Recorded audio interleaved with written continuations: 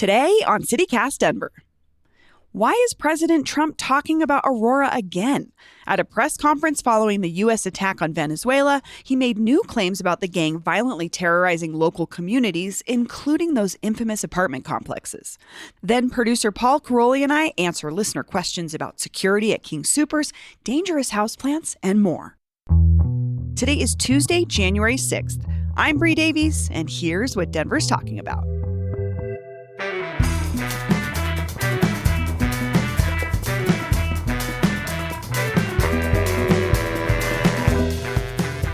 Morning, Paul. Good morning, Bree. We're back. We're back and the city's on fire. Literally. What happened? Yikes. I mean, this is over on your side of town. I think it was probably the biggest story of the last couple of weeks is this apartment complex under development that caught fire. Yeah. And took 100 firefighters to put out. Yeah, hard work. Horrifying. Appreciate them being there. Truly. I saw the photos. It's just down the road from me. I drive past this place all the time. And I mean, it was... So and then scary. all weekend, it was literally on fire for days. I think it's still smoking. It still is, yeah. I do too, which is even scarier. Just, oh my gosh. They had shut down power to the whole block, presumably to make sure... To not any other ways to ignite it or something? I don't totally understand why they would do that. I don't either, but this is why. Vaguely makes sense to me. Hey, I'm not a firefighter. I know. I mean, it's a hard job. It's a really hard job. I met some firefighters the other day because my sister, Zoe, is an EMT and she's stationed at a firehouse. So she just like hangs out with the firemen and when they go to stuff. And they eat well there. I'll just say that. They do a lot of good cooking. Mm-hmm. If you have a good cook at your firehouse, you're in luck. Nice people. Very nice guys. Anyway, we'll be watching that. I hope it's put out sometime soon. It's so scary. I guess we should talk about national news, though, when we're talking about big stuff. Yeah, I would say this is the big story. This is truly the huge story involving Colorado. So over the weekend, the U.S. invaded Venezuela and captured their leader, Nicolás Maduro. President Trump spoke about the situation at a press conference on Saturday morning, and he mentioned Aurora and Tren de Aragua. Paul, what's give us the gist? Yeah, what happened? Tren de Aragua, the famous Venezuelan gang that's been in the news a lot in the last few years, allegedly, quote, took over a couple apartment buildings. Some people say it took over Aurora before the last presidential election. I mean, everyone knows this story. But the fact that it got swept up into this other new escalation, this new foreign adventure of President Trump's was really interesting. The quote from him on Saturday during the speech was... let me get the exact words here. He said, in addition to trafficking gigantic amounts of illegal drugs, Maduro sent savage and murderous gangs, including the bloodthirsty prison gang Tren de Aragua, to terrorize American communities nationwide. They were in Colorado. They took over apartment complexes. They cut the fingers off people if they called police. They were brutal, but they're not so brutal now. He claims, he says. Okay, yes, allegedly. Did anybody, I'm sure folks fact-checked this quite a bit because, I mean, the fingers cutting off thing is the thing that jumps out to me the most. But in general, this characterization of what? Well, I mean, yes, but what did you think about this story? I think people might want to hear your take on this, having Colorado yet again in his mouth to justify yet another one of his own personal pet projects. It sucks. It sucks because it does not reflect who we are or the experience that we're having here.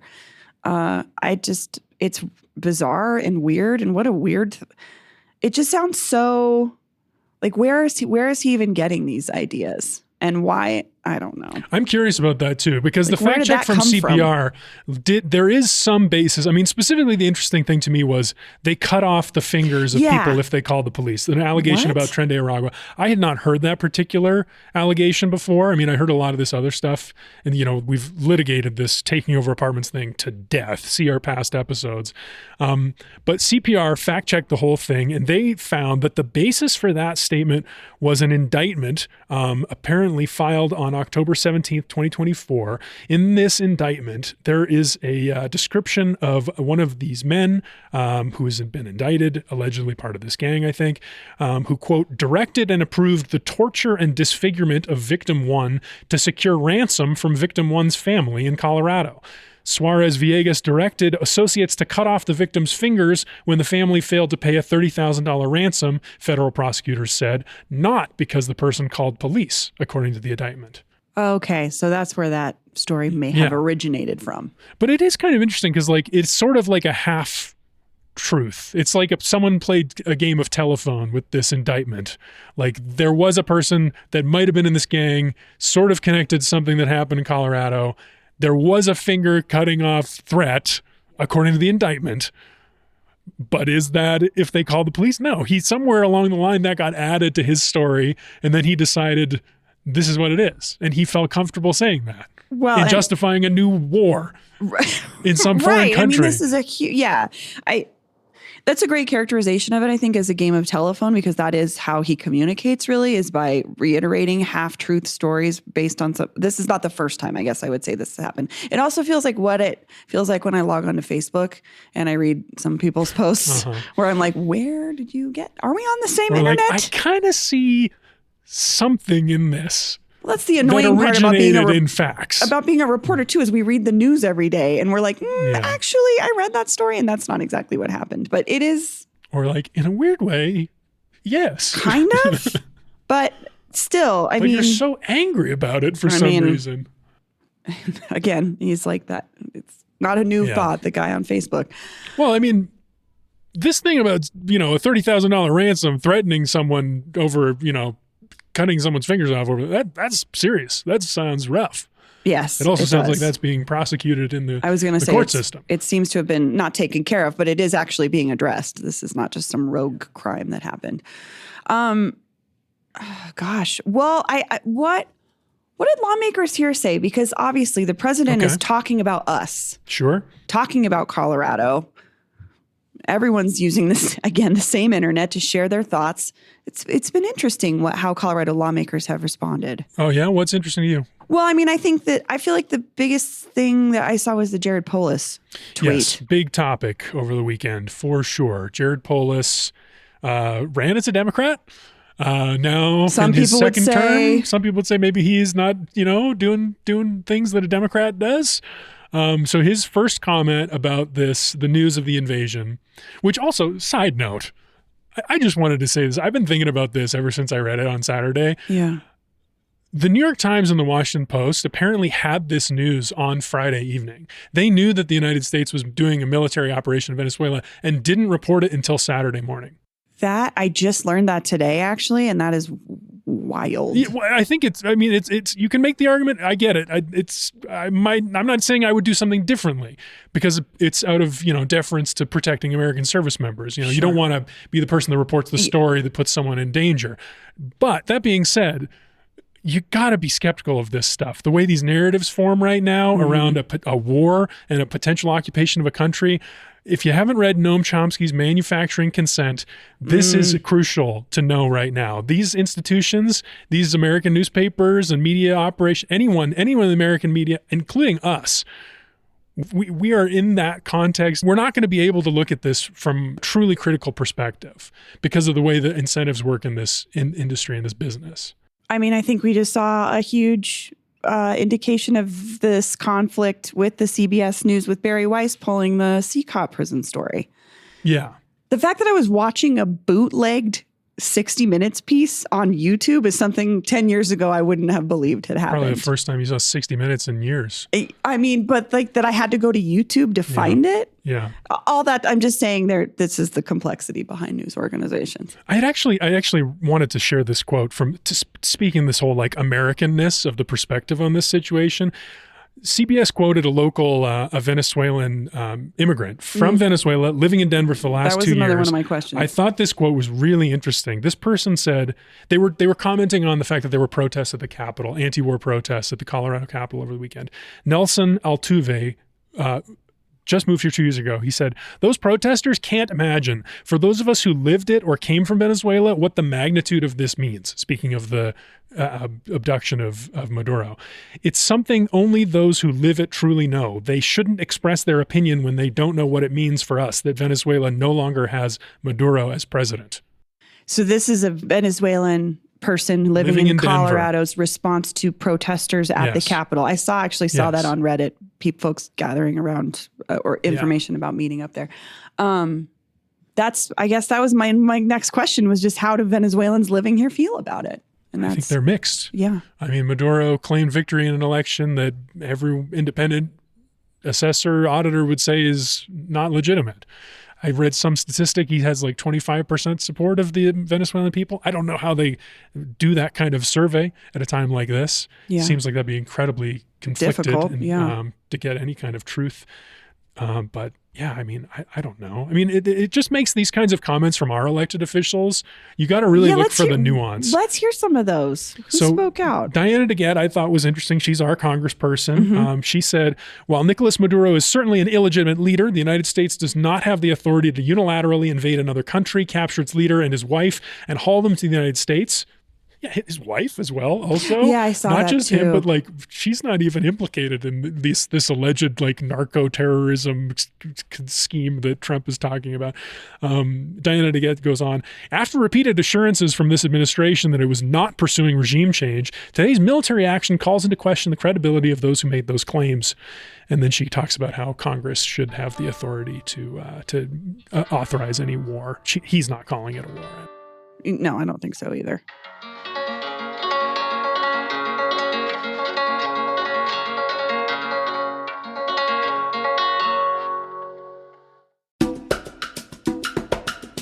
This episode is brought to you by MultiPass. Founded by event hosts for event hosts, MultiPass lets you sell tickets and memberships and find local events. Proudly based in Denver, MultiPass is deeply rooted in the local event and creative scene. MultiPass has a unique community chat feature that unlocks post-RSVP, so you can build a vibrant community by helping attendees connect and engage. MultiPass solves some of those age-old event issues too. Same-day payouts, fixed cash flow headaches, and revenue-sharing tools let you easily split ticket revenue between producers, performers, and promoters. MultiPass's performer dashboard helps boost attendance with built-in tools to add street teams and track performance. And the membership management tools help build loyalty with your own audience. MultiPass is designed to help everyone in the event ecosystem win, not just the platform. Learn more at multipass.com. That's multipass.com. This episode is brought to you by the University of Denver. The University of Denver is proud to be named one of only 75 dream schools nationwide, recognized for its impressive outcomes, vibrant campus life, and accessible admissions. What makes DU a dream?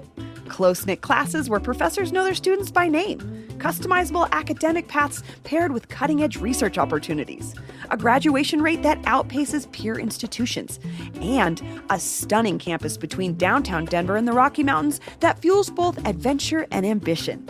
From generating breakthroughs in affordable housing solutions to investing in research as a premier R1 institution, DU's programs and people create meaningful impact. It's where bold minds explore without limits and turn big dreams into reality.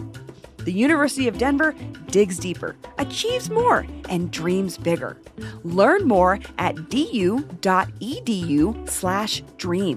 That's du.edu/dream. What did Polis say? He said, Libertad, with an upside down exclamation point at the beginning and then a right side up one at Grammatically the end. correct. Today, I celebrate with the people of Venezuela and Colorado and elsewhere. The tyrant has fallen.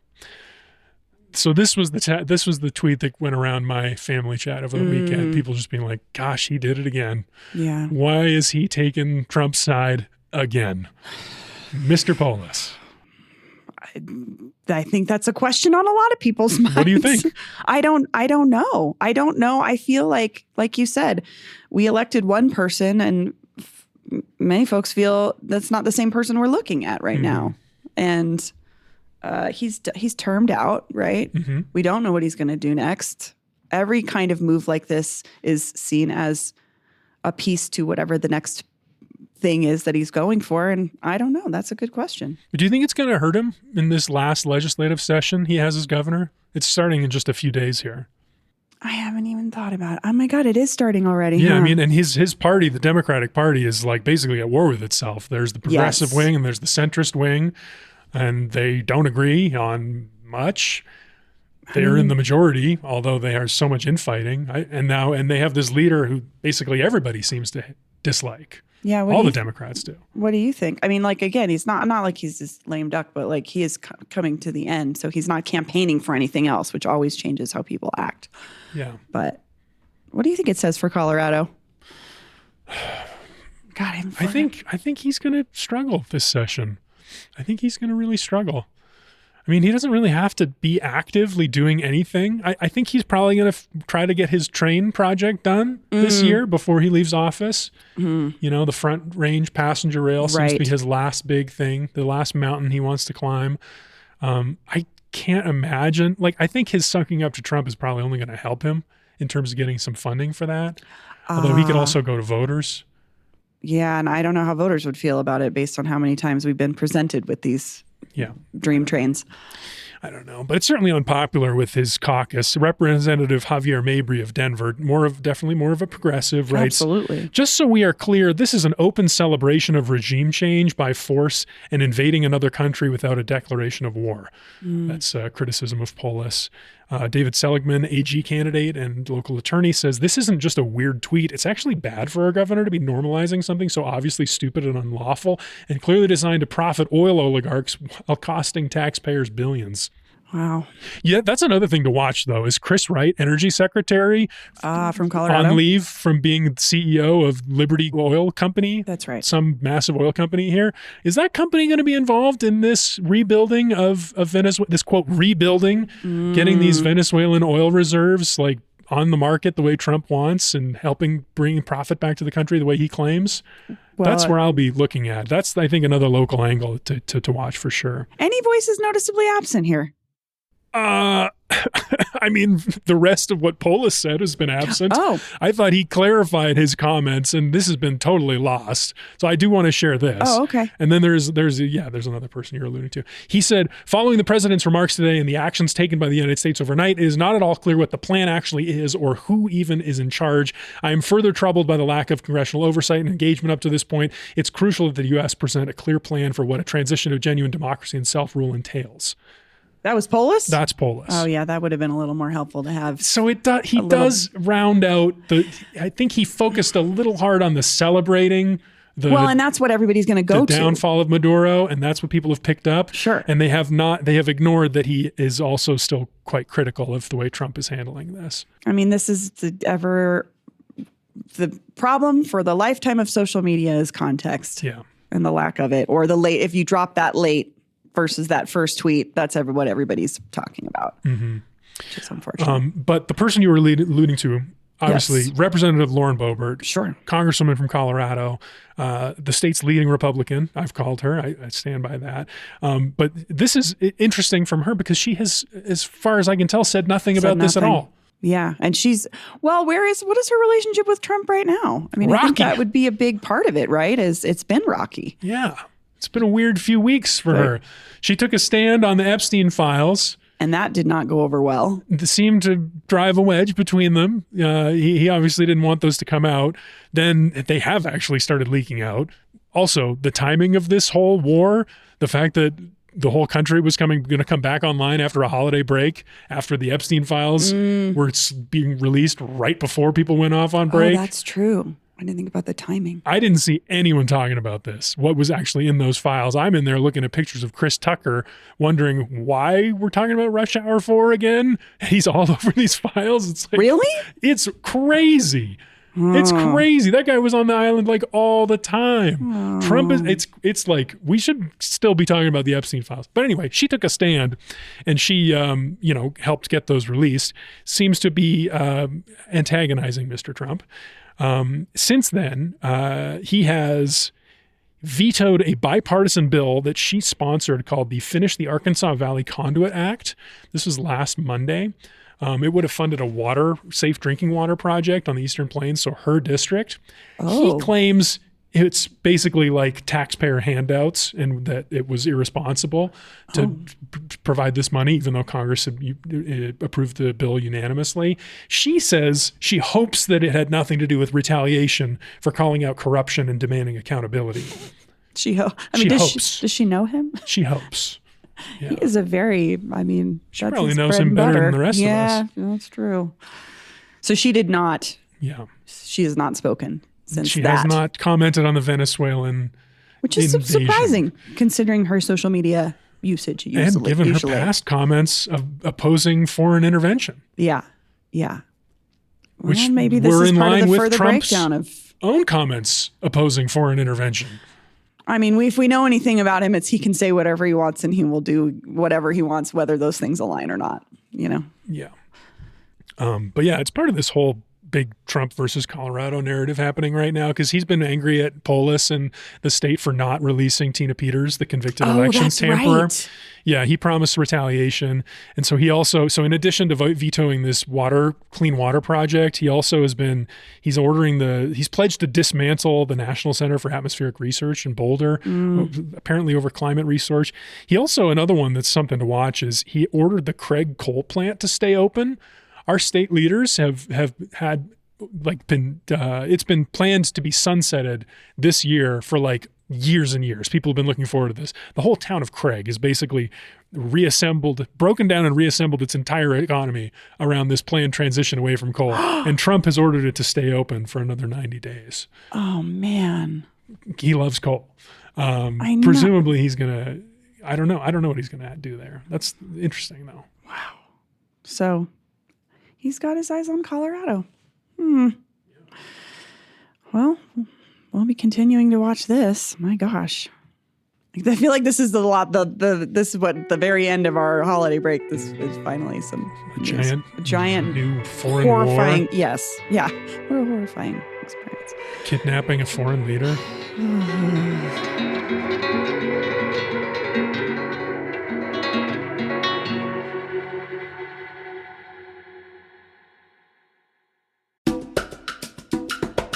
This episode is brought to you by Cozy Earth. What can I say? I love everything that Cozy Earth makes. From their viscose from bamboo sheets to their super soft pajama sets, and of course, the famous bubble cuddle blanket that my family fights over, these folks know their fabrics. And then Cozy Earth goes and tops it all again with their Luxe bath towels. Listen, these go beyond hotel towels, beyond spa towels. These towels are so soft, my 4-year-old was convinced they were actually blankets. Like he asked me, Mom, is this a blanket or a towel? And I was like, no, it's a towel. He was all matter of fact about it. He's like, Mom, these towels are so cozy. We can't puke on these ones. And I was like, okay. It's because these towels are crafted with a unique blend of cotton and viscose from bamboo using innovative zero-twist technology. Head to CozyEarth.com and use my code CozyDenver for up to 20% off. And if you get a post-purchase survey, be sure to mention you heard about Cozy Earth right here on CityCast Denver. Give the gift of comfort that lasts beyond the holidays and carries into the cozy new year. Well, should we talk about something nice? Sure. Okay. Let's talk. We got so many good listener comments and questions over the break. New members too. Thanks for joining the membership program, y'all. Yeah, thanks to all of you who joined over the break. My thought was like maybe you're thinking about your news consumption and where you want to put your money, and we appreciate that you wanted to put your money towards this show happening in our newsletter. So thank you so much. That was really lovely. Before we get into the comments, I did just want to share. It's not really a correction, but when we were talking about the January guide, you and me and Adrian, our newsletter editor at large, you had talked about Leo's bargain store, yeah. and I had brought up the Woolworths on 16th Street Mall when I was a kid had a basement where you could buy stuff. And I was talking to my mom about it, and she was like, oh, yeah, Woolworths. But also the big one was the Denver Dry. Or no, I'm sorry, it was Mady and F. They would do bargain basement on 16th Street Mall. She's like, that's probably what you were thinking of. We went there a lot more because it was like anything that was out of season was in the bargain basement. So it kind of switched off. And she also mentioned going to the fabric counter and the lunch counter and the Denver Dry's fancy dining room on the 2nd or 3rd floor where we would go to eat and feel fancy. So if anybody else wants to know what Denver was like in the 1980s, apparently it was like the 1880s as well. Felt very ancient when she told me that story, but I just thought some old Denver heads would appreciate a little walk down that former mall memory lane. That's fun. Thanks, Brooke. Thanks for those thoughts. Yeah, write in. Write in about anything. Leave us a voicemail, send us a text. This is our favorite thing to do on the show. We're going to talk about some of these great ones, but 720-500-5418. If you've got a memory like Bree's, we always want to hear it. 720-500-5418. Okay. Well, this one's addressed to me. Do you want to read this one? I'd be happy to read this one. Happy New Year, CityCast Denver team. Long time, first time. Was listening to the January Guide episode today and loved all the suggestions, especially Paul's bin store wreck and Adrian's kintsugi. Love the vibe, but the main reason I'm texting in for the first time today is to ask Bree to share her Spam Musubi bowl recipe. I effing love Spam Musubi, and it has never occurred to me to try it in a bowl fashion at home. So, Bree, what's your secret? Well, it's not really a secret. I sort of just deconstructed it. Mm-hmm. So I just do steamed rice. I fry up my Spam. To add a little veggie, I usually throw some broccoli in there, which is not part of Spam Musubi. I want to be clear. And then I buy the sheets of dry seaweed and I chop those up. Nori, yeah. And I sprinkle it on the top. Or I sprinkle the furikake on the top, which can have a little bit more spices and seasonings to it. But it's pretty simple. And pickles? No, I've never done pickles. I could do pickles. And I do soy sauce. Nice. It's literally just taking the things that are in Spam Musubi, adding a little bit more and making it a full bowl. Love it. Yeah. Would you call it a slop bowl? No, I think it's much prettier looking than that. And I don't want to serve my family something that and call it that. But yeah. We talked a couple weeks ago about apparently slop bowls are on the way out. Yeah, I don't know. I'm also reading Diary of a Wimpy Kid with my son, and there's a summer camp where they go and they eat slop bowls, and it's really disgusting. So maybe that's what I'm thinking of. Like a summer camp lunch? That sounds like a different kind of slop bowl. It sounds it's like they pour literally everything from the old lunches into a pot, and it sounds disgusting. But who knows? It's a cartoon book. It's sort of a half graphic novel. Anyway, that's my recipe. Thank you for asking.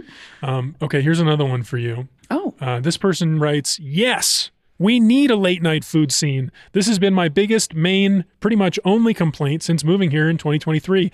I'm a night nurse. I work 1900 to, military time. That's how I know you're a real nurse. I know you're a nurse because my mother and my sister are in emergency medicine and they both use military time and I never know what they're talking about.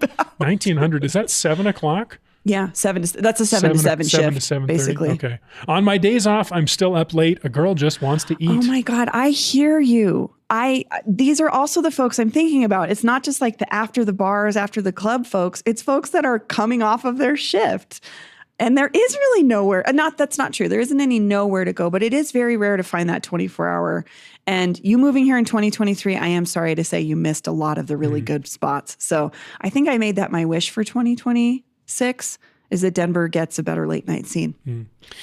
Someone else wrote in about this. I actually just wanted to shout out. I don't think this is an answer to this person's question because it's like a little bit more upscale restaurant.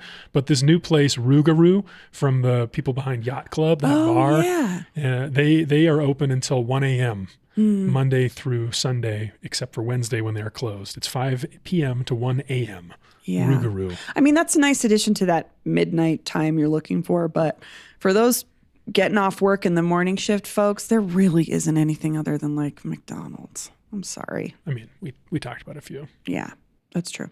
Okay, let's move on to another voicemail. Hey, this is Josh from Centennial. Paul, this question is for you. I have the King Soopers near my house, which I like because it's the closest and the least punitive feeling grocery shopping experience. And what you told us all about the receipt checking at the door being optional has always been the way I've worked there. But today they had a big sign up in the front that said it's our policy to show your receipt on your way out. So I didn't. I walked past the guy who said, check your receipt. I said, no, thanks. And he said, store policy. And I said, no, thanks, and walked out. But I felt more like the way I feel when I'm walking into the movie theater with a finished smoothie and they're telling me, please finish that outside. And I say, okay, and I walk in. Like I felt like I was breaking a rule. So what's the deal? Is it optional or what? I know the Costco's always had people check receipts, but everybody's happy when they're in Costco, so we just go along with it. Give us the scoop, Paul. Thanks. Thanks for calling in, Josh. That's very funny. I loved this. I just love this comment. It's great. Here, I'm happy to give you some strength here, my man. Carry on. Just say no. You don't need to do it. There's no reason to do it. The reason Costco can do it is because you sign the contract. Because you're a member. You're a member, and then you give them the right to Yeah. check, and that's how they do it. You didn't sign anything at King Soopers. You don't have to do anything. I talked to someone who worked for the security guard company that King Soopers contracts, and he confirmed to me their orders are, if someone says no, let them go. Mm-hmm. They're just there to ask, and if they can, look at the receipt, because it does save them money. I mean, what they're looking for is it's fraud protection. I guess if you really wanted to be like benevolent and give them the benefit of the doubt, for King Soopers, like they probably do have theft at these stores. And if we all agreed to do this, then they would maybe have less theft and they could lower prices very long term. Personally, I'm saying no. You know, and I saw the scary signs and I had the same, I second guessed myself and I looked it up again and I was like, no, you don't have to do it. I think this really just also gets back to everybody's personal experiences with law enforcement and law enforcement types and how you interact with them. But also, I would just say, I would love to see the numbers on retail theft. I just have a hard time believing it's such a big part cut into their profits as they act like it is. To me, it's like blaming the consumer. But one thing, and it is expensive for them to run this security policy too. I talked to the guy I talked to. He said he got paid $38 an hour. Whoa. To be a security guard. I have to say the security guards at my King Soopers are super friendly, and half the time they ask me for it, and half the time they're just like, "You're good," and then we smile, and I'm like, what is going on here? But I do just want to make a comment to Josh. I am so with you on the atmosphere of King Soopers. Feels like I'm barely getting out alive. Costco feels like I just got off of vacation. I just had the greatest 2 hours of my life. Also, I will say I go early because we're executive members. We pay for the executive membership. Wow. So you got to go a half an hour to an hour earlier than Big the time rest. Over here. I mean, it changes the experience. I'm sure it does. So I want to put some rain on the Costco parade. I've never been a Costco lover. I know you. I don't have kids. It's just me and my wife. I don't want to curse anyone with this, but I thought of it a few years ago. Costco is the best way to get too much of your third favorite thing. Also, I read a big article in the New Yorker about Costco. Apparently, under the new leadership, the longtime CEO that had the whole hot dog 150 rule, he's gone. The new leadership is changing things, and they're having union movements in stores in Costco. This has been famously a thing Costco has avoided for a long time, but there are stores that are working on it. I think there was one in California that did it. Interesting. That could change the vibe of Costco. Mm-hmm. I have to say, I do see the same. It sounds like management's already not taking care of people enough. If they're unionizing, that's changing the vibe. Yeah, I would say that's like sort of like not a myth of Costco, but like I literally see the same people working at my Costco that they have for the last probably 10 years. And I have a couple of friends that left the Gap to go there. And I've just heard, my husband and I were just talking about this. A friend of his started at Costco in high school, and then he made enough money there to buy a house, and everybody else was like, what kind of job? Why did I go to college? What am I doing? But that's interesting to watch because I do love the vibe of my Costco, and a huge part of it is the people seem really friendly and happy. Yeah, I mean, I'm rooting for them. I've always heard the same about those jobs. Did you hear about the Costco that was going to build apartments on top of it? I did. It was a cool idea. I thought that was a great idea. A little bit dystopian. Well, that this company would do it all, wants to do it all, but I guess it depends on, but they treat their workers well. And this is like old school. Yeah. They would, a lot of towns in America were built as worker towns for people, but they weren't necessarily treated well. So I think it depends on how Costco goes about treating their employees and their maybe their tenants. We got time for maybe one more. Okay. Hi, Paul. This is Riley, your Montclair neighbor who is also a DPL librarian. And I'm calling about your recommendation for growing paper white narcissus bulbs in your house in January. I love the idea. However, everybody needs to know that according to the ASPCA, narcissus paper white, bulbs, stems, and flowers are toxic to cats and dogs. So you want to make sure you don't have them where your animal friends can eat them. Also, some of us don't really like the smell of them. So if you don't know if you like the smell of paper whites, You might want to see if the garden center is already growing some, and you can try snipping them before you go through the effort of growing them. Anyway, Happy New Year, and looking forward to another year of CityCast Denver. Bye. Oh, that last part gave me little goosebumps. What a sweet thought. Also, I love our librarian contingent. I know that's part of our listenership, and it always makes me so happy when folks are so proud to be like, and I'm also a librarian. This is interesting. Paul, did you know this? No, I had no idea. Really appreciate the clarification. You got Chippy at home. You got to be careful. Yeah. You got to make sure.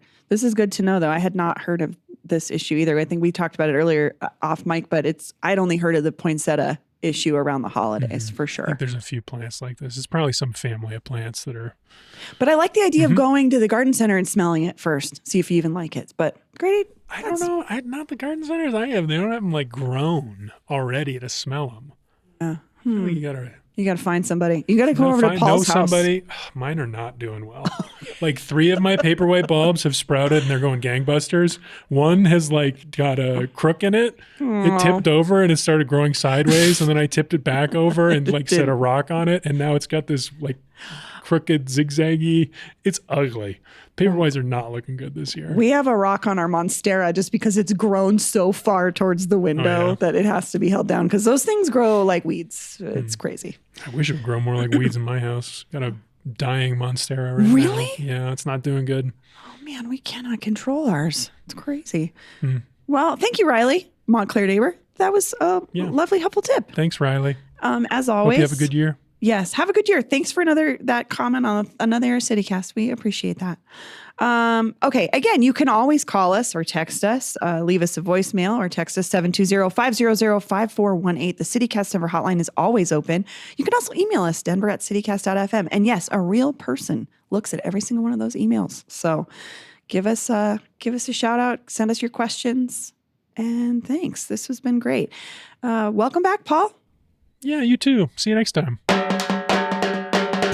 That's all for today here on CityCast Denver. If you enjoyed the show, why not take a minute to tell a King Soopers security guard about us? Rate the show wherever you get your podcasts and subscribe to our morning newsletter and learn more about us at denver.citycast.fm. And hey, thanks to our new neighbors, Breanne Y, Teresa RM, Dietrich S, Roger L, and Judy P, who just joined our membership program. You can support this show and get great perks by becoming a CityCast Denver neighbor today at membership.citycast.fm. We'll be back tomorrow morning with more news from around the city. See you later.